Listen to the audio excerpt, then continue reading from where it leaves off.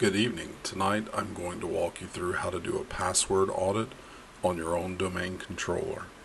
I suppose this is something you could do on a penetration test once you've already gotten domain admin access in order to test any passwords you might not have previously gotten access to. A couple of quick notes on my setup for this video. I have a home lab where I'm using a Kali Linux virtual machine and a Windows Server 2022 virtual machine as a domain controller. As you can see, I already have Active Directory set up here with a handful of user accounts. I have made the passwords on these accounts less complex on purpose, but they are passwords I have seen in use in live environments. Now, we're going to switch over to our Kali box.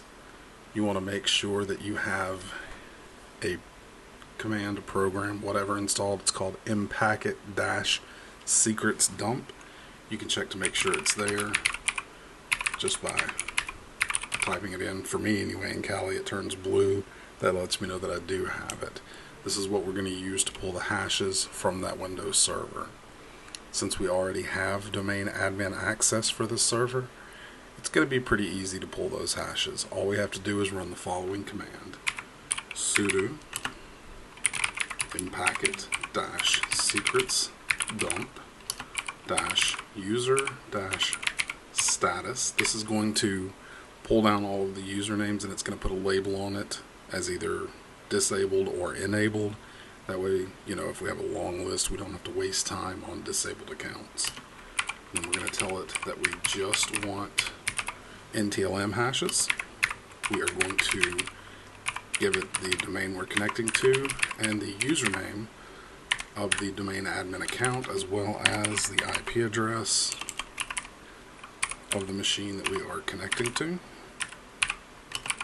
And we are going to tell it where we want that file to go, or where we want those results to go, rather. Okay, here it's going to prompt us for the sudo password. I often find myself mistyping this thing like I just did. A little quick tip: if you find yourself halfway through a password and you've mistyped it, rather than having to backspace out and not be sure if you've backspaced all the way, you could do Control U. It'll completely clear it for you. And hopefully I can type it correctly here.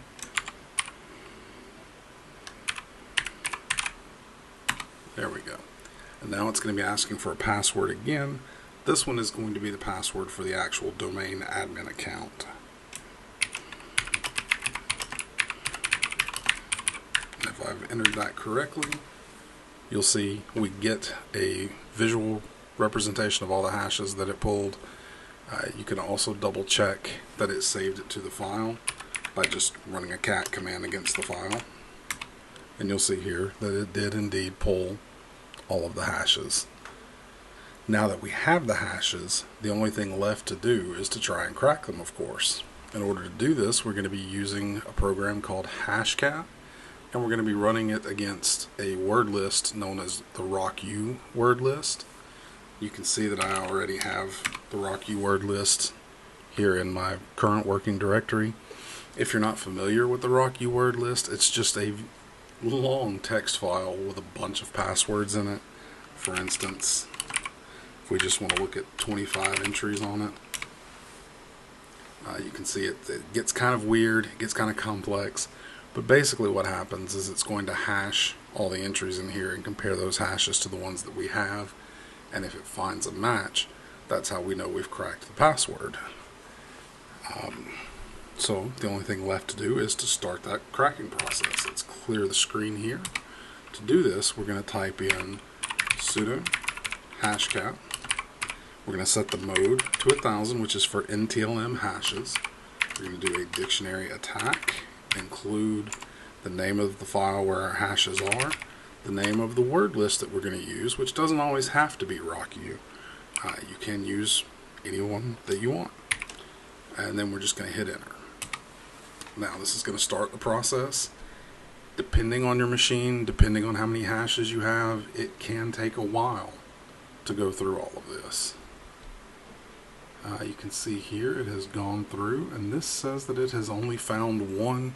The reason why it says it only found one, actually if you look a little further down, you can see here it says recovered 4.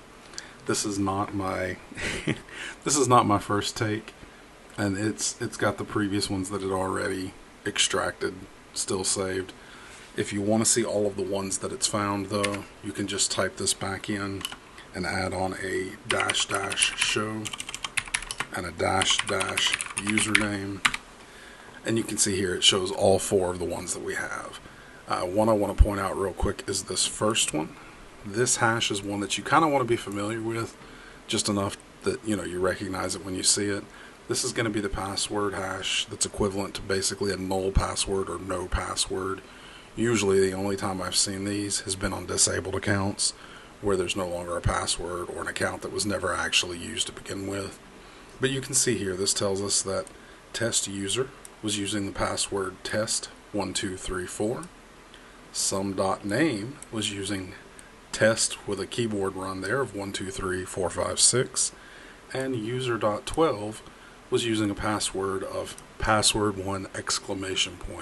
The most secure password I have ever seen. And that's pretty much all there is to doing a password audit against your own Active Directory environment. If you have any questions, leave them below. I hope you enjoyed the video. I hope maybe you learned something. Thank you very much and have a great night.